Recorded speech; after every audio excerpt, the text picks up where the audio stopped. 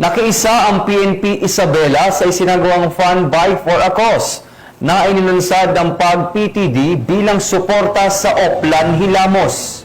Isang programang naglalayong palakasin ang kampanya laban sa kriminalidad at itaguyod ang mga ligtas na komunidad. Ang magandang balitang ito ay ibabahagi ni Patrolwoman Janet Balad.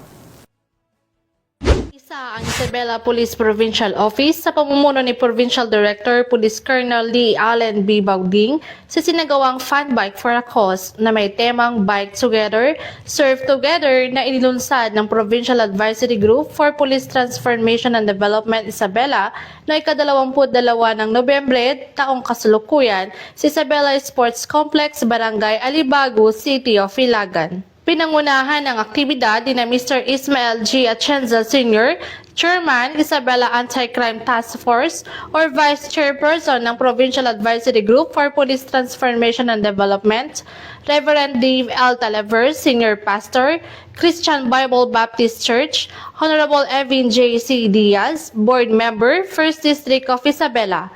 Dumalo rin sa nasabing aktibidad ang mga bike enthusiasts mula sa iba't ibang panig ng Region 2, maging ang mga force multipliers ng Gamu at Ilagan. Nagpahayag naman ng mensahe ang mga membro ng lokal na pamahalaan at nangakong mananatiling katuwang ang probinsya sa mga programang pangkaligtasan at pangkaunlaran. Binigyan diin naman ni Provincial Director Baugding ang layunin ng aktibidad na hindi lamang ito isang fun ride.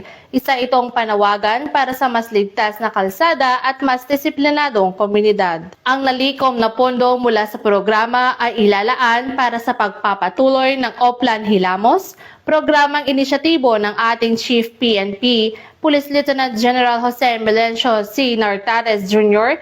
na naglalayong isaayos at pagandahin ang mga pasilidad ng kapulisan upang makapagbigay ng mas profesional at maaliwalas na lugar sa serbisyo. Mula dito sa Lambak ng Cagayan, ako ang iyong PNN Correspondent, Patrolwoman Janet Balad, alagad ng batas, taga-taguyod ng magiging pulis.